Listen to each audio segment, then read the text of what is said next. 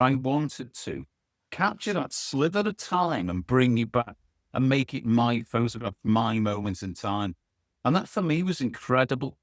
And so at the age of 18, I was driving round the country with large format cameras, shooting black and white film, trying to be like a new Ansel Adams. So isn't a stupid mistake in photography I've not made.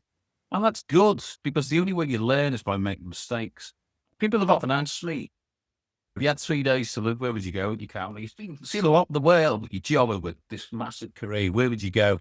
And it's still about 3 days left. That still goes to the Highlands of Scotland. When it's windy, they don't fall vertically, they can fall sideways. And in some extreme cases, which I've seen a number of different times over the years, they can go upwards again. So the winds, when they get over Scotland, and the rain, certainly this part of Scotland, although they can feel like there's driving you away, they really do make the adventure worth the while for landscape photography. Sometimes you don't have to have every image with drama. And black and white's, it says black and white, but actually it's a celebration of what's every point in between the black and the white points.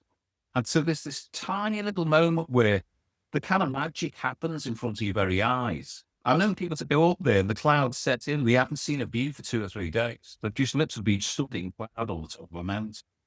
And every year they'd have to erect new greenhouses. So they take it off, let the snow fall through and melt away. Last year we were there, we left. And the day after we left, a metre of snow fell in the corridor. And the one thing I will say about Yosemite, you've got to go and see it to believe it. You can see why Adams made a lifetime's work in Yosemite.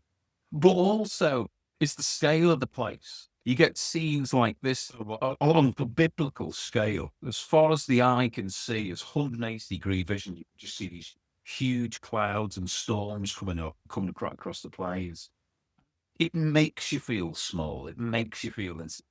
I just waited a few moments just for this tiny little bit of light.